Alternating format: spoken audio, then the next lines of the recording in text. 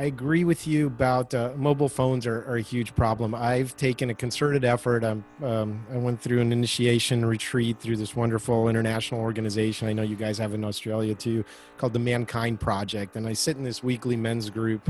And one of the goals I did was actually this past week was to keep this freaking thing out of my bedroom when I go to bed at night. Mm-hmm.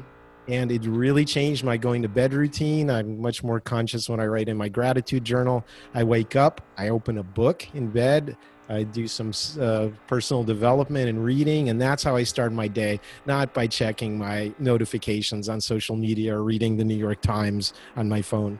And I got to tell you, it's been a definite net plus. I'm also thinking of how these platforms contribute to the breakdown of society. And even though I have a huge investment in Facebook and LinkedIn and huge audiences there and on Twitter, I'm definitely thinking about pulling the plug on some of that stuff, which is a high price to pay if you're a public figure.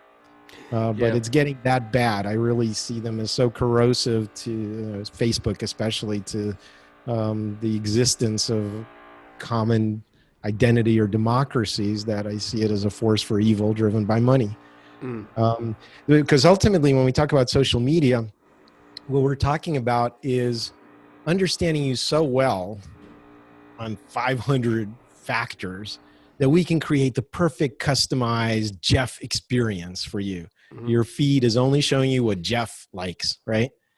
There's no common frame of reference. Even to go back to pre-cable days, in the US, we had 4 major channels: ABC, CBS, NBC, and public television. Maybe a couple on the UHF part of the TV dial, right? But everybody watched the same shows. Everybody watched the same newscasters. And when you came in on Monday morning, you were talking about Saturday Night Live because everybody watched that on Saturday night. And now there's no common transmission of cultural values. Everybody gets their custom tailored, reinforced, grievance-driven, most kind of negative, activating you with fear and cortisol kind of stuff.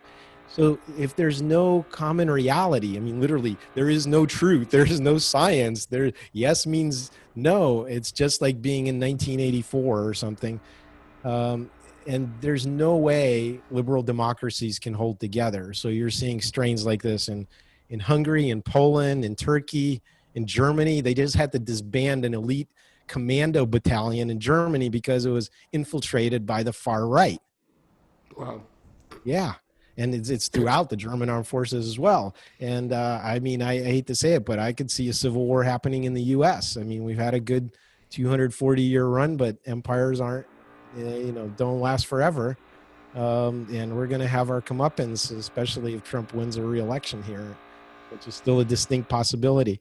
And all of that is Mark Zuckerberg. I lay a lot of it at his feet because he controls Facebook, prioritizing the making of money through this kind of psychological manipulation.